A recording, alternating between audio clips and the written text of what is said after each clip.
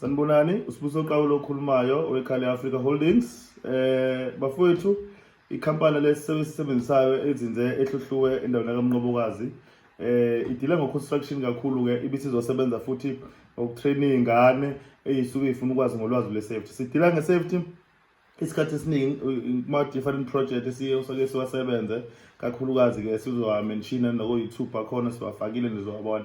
So uyena director kumnikazi wekhampani iKhale Africa Holdings. Siyasebenza, inamba yethu uzoyithola uzoyisho egcineni uma sesiqede uku-addressa nokuchaza ngekhampani isebenza ukwenzani. Ikhampani isenza construction works, senza ama-renovation, senza maintenance, silungisa imigwaqo, sisebenze ngokwenza irufu. Sibuye sizosebenza ngapha ke sinama-safety officer esinawo ekhampanini andi-company. Uma ufuna ama-safety officer nje ngawe ikhampani ethize ifuna sikhayirishele ngama-safety officer, siyakunikeza safety office, safety rep, sizoku-accident investigator. Uma ufuna accident investigator siyakunikeza futhi labo bantu abadila ngoku-investigate accident. Siyasebenza-ke, sesaziwa kakhulu, sesibuya naseGoli, Richards Bay siyaziwa, London sikhona futhi siyasebenza nakhona. Siyasebenza futhi nakumatatiyela endaweni ezinjalo.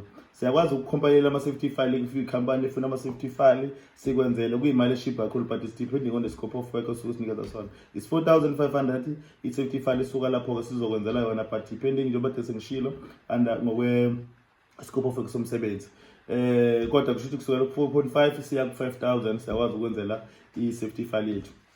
And then siza nama-risk assessment for protection plan. Sibuye sizokwenza ama-safety plan, ogonogram, zonke lezo zinto esuke siyibala kwi-safety file. Occupational Health and Safety Act, copy yakhona siyakwenzela futhi nayo sikhuluma ngama-regulation and act sikufakela lapho ya Basic Condition of Employment Act siyakufakela futhi khona lapha. Training matrix siyakwenzela futhi nawo sikufakela lapha. Risk assessment siyakwenzela, baseline risk assessment siyakufakela futhi nayo lapha kwi-safety file. Senza ama-induction and toolbox talk, si-request ama-way leaves, sibuye njalo si-supply ngama-safety rep. Safety rep wethu bese sinikeza yona, siqashisela yona sithi nayi ithatha hambe uyisebenzise kuleyo ndawo equalified. I-safety rep yethu ihamba ne-first aider, kube i-safety rep, i-firefighter, lezo zinto eziwu-3 usuke si-qualified as a safety representative. Kube u-7,000 ke if sizokucharge sikuchargele ukuthi sikunikeza u-safety rep wethu ngo-7,000 ukhokha njalo ngenyanga lo safety rep osuke sikunikeza yona. Then kube u-risk assessor naye futhi 3.5 per person. Uma sizokuqashisela yena sidinga 3.5 per person kulo muntu njalo ngenyanga if ukuthi ufuna u-risk assessor. Sibuye senze lezi zinto zo-legalability keni, compliance, kuba u-250 siyazenza nazo. Uma ufuna working at height, umuntu qualified as a working at height, si-charge 4,500 per person futhi nakhona. Se-affordable ke and reliable service, food compliance with safety regulation. Siyakwenzela nje zonke izinto ongasuyi-expect in terms of health and safety. Ma usudinga i-safety file siyakwazi ukuthi sikulotuzaneni sikhoriyele yona, mase sikwenzele yona sikuthumelele yona ize kuwe direct. Ngabe use-East London, use-Thekwini, use-Johannesburg, Cape Town, use-KZN yonke ne-other province, different provinces siyakwazi ukwenzela sikhoriyele yona safety file within 3 days. Siyisendele kodwa ama-company document akho sisendele futhi wena i-scope of work somsebenzi usuke uzowenza kuleso sikhathi, and then bese sikwazi ukuthi sinikeze 3 days sikuthumelele i-safety file yakho after 3 days. So ke sisebenza ngezinto eziningi kakhulu ke bafowethu. Sicela ukuthi ke nikwazi ukuthi nisichase, nithathe ikhampani yethu iKhale Africa Holdings nilibeke phezulu ezingeni. Sisebenza ngomthetho ngokwe-safety kakhulu thina ekhampanini yethu. Sibuye sisebenza ngezinto za-construction ke lezo zifika manje, kodwa nje into ikhampani ezinze kuyona kakhulu indaba ze-safety, ukuthi sinama-safety officers, sinama-safety reps, sinama-first aid, sinayo yonke into ongasuyidinga ithinte health and safety la ikhampani yethu iKhale Africa Holdings. Yes, sibuye futhi sisebenze ngokuthi sitrain abantu, sibatraine ngani ngezinto ezifana nazo lezo oyibona lama ukuthi uyayibona.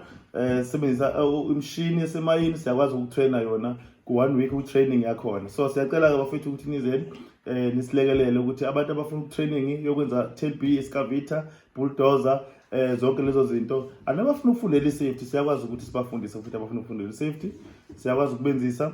Ngabe ufuna ukuba safety rep siyakwazi ukwenzisa, first aid, risk assessor siyakwazi ukwenzisa futhi bese siqeda sikutraina thina sikutholela futhi umsebenzi thina. So ke uzani ke bafethi nizofunda, uzani bafethi sinilekelela nge-training, uzani bafethi nizo-understand nawo-safety officer nje mhlawumbe basafika endimeni basafuna nolwazi lokuthi kwenziwa kanjani la ka-safety kuyakwazi ukusetshenzwa kanjani. Siyakwazi ukulekelela sikutraina sikwenzise yonke lento leyo ke sikwazi ukuthi nawe ugcina ususezingeni lethu leli sikulona njengamanje yoba singo-safety officer abakuleli izinga sikulona.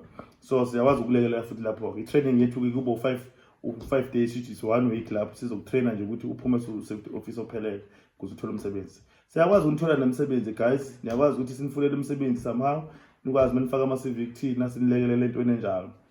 So-ke sinitraine futhi. Ama-training ethu kuma siyotrain u-safety officer osequalified ezekuthina nje kuphela ethu uzodinga i-training ulwazi lokuthi as a safety officer sulapha emsebenzini yini okumele uyenze. Siyakwazi ukuthi sikuthatha 1,000 rand nje per person ukuthi sikunikeze i-class le-training. Yabona, it's only 2 days i-training yakho if ukuthi umuntu osheshayo, kodwa-ke sikunikeza u-5 days if ukuthi umuntu ongasheshi ukubaba.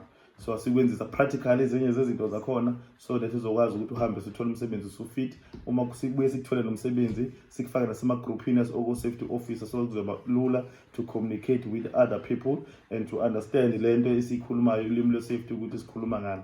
So siyabonga kakhulu-ke guys. If ufuna ukungithola-ke ningangithola enambeni yami u-068 794 6326. Ku-WhatsApp niyangithola futhi, ngithola ku-071 169 5756.